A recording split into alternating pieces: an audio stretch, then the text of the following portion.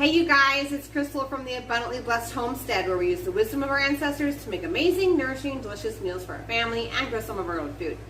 Today we're going to be making a video about canning fermented beans. If you don't know how to ferment beans, I would suggest you go over to my playlists here on the channel and you'll see proper preparation of grains. And when you click on that, some of the videos within that playlist cover how to soak and ferment beans, which is the proper preparation of beans to remove things like phytic acid and enzyme inhibitors, and also start to break down the hard to digest starches that make you bloated when you eat this stuff. So it also goes through the reason why we cook our beans after we ferment them. I know there's a whole group of people here on YouTube that ferment their beans after they cook them. And I totally understand that, but when you do that, you are not able to remove the phytic acid and the enzyme inhibitors post-cooking. Also, another benefit to doing the soaking and fermenting before cooking is that you're multiplying the nutrients within the food because the food is raw.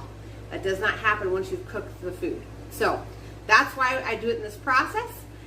So let's go ahead and get started. We're going to be doing navy beans today, but this process could be used with any fermented beans. Okay, so the first step post-fermenting is to rinse the beans.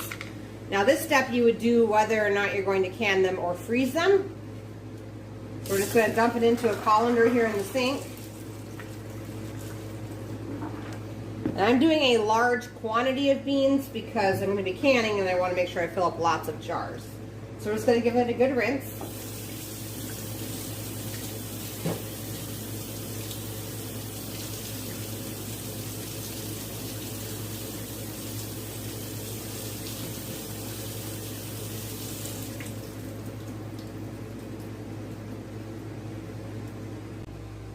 And then we're going to add it right to our pot. The next step is to add filtered water until the beans are submerged. I'm always testing the limits of my pots, so you might not want to fill yours this full. I always do this with like large batch soups or canning projects, just to see how much I can get done in just one load. But these beans, we're gonna put this over high heat and bring this to a simmer. And then they're gonna simmer for 30 minutes and then I'll bring you guys back. Unless it explodes all over my kitchen, and then I'll clean my kitchen and bring you guys back. Okay, so we're at a simmer and it hasn't breached the levee yet. But we do have some impurities that have come to the top. That's what this foam is. So we're just going to scoop this off the top and keep on simmering for that full 30 minutes.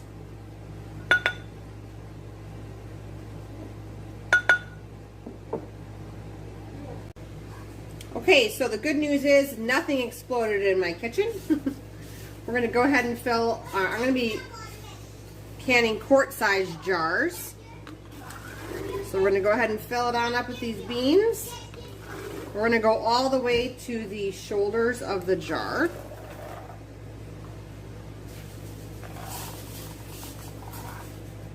And then we're going to stop and we're going to fill up to 1-inch headspace with liquid. So I'll show you guys what that looks like. Just back it up a little bit. So beans only went to the shoulder of the jar and broth went to the 1-inch headspace mark.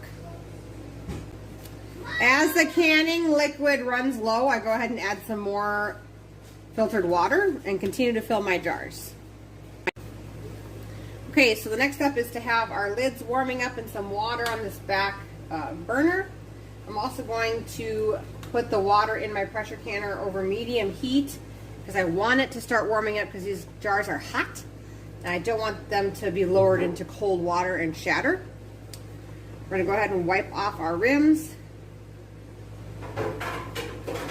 I do this for two reasons. One, to remove any debris, but also as your finger's going around the top of the jar, you can be feeling for cracks or any like dings that would prevent the lid from having a good seal.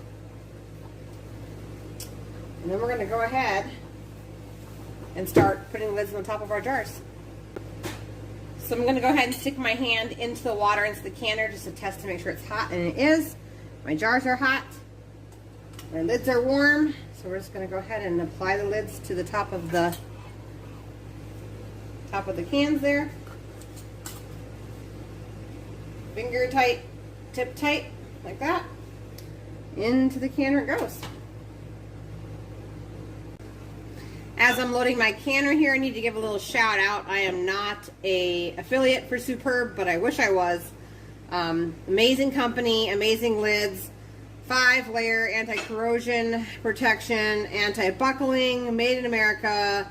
Go check them out. Azure Standard has a really good deal on these lids.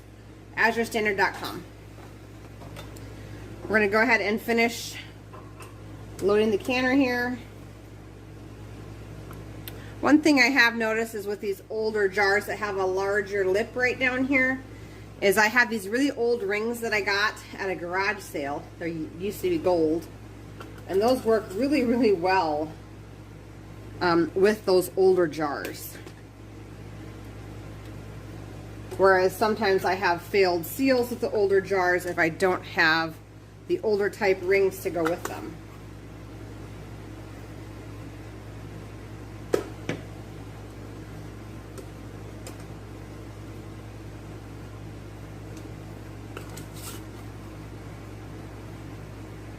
Last jar in the canner.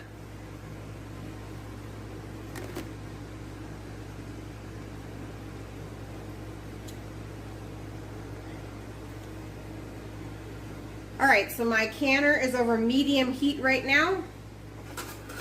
I'm gonna go ahead and add the lid. Actually, I'm gonna flip my seal first. My seal is kind of on the way out the door, but I find that if I can just flip it over every time I use it, it actually still seals for a little while.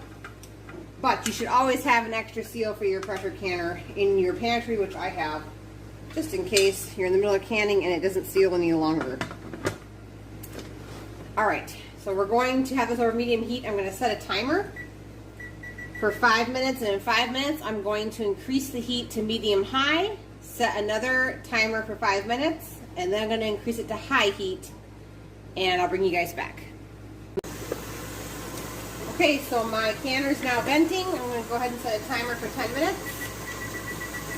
Then I'm going to add my weight, and I'm going to bring it up to pressure, which for my elevation at 2,000 feet is 11 pounds of pressure. And I'm going to go ahead and process these for 90 minutes. If you're comfortable with Amish canning, the other option is to do water bath canning for 3 hours. That's another great option as well. I just decided to use the pressure canner today because I'm almost out of propane outside after spending most of the week Amish canning. So that's how you process them. I'll bring you guys back when we unload them.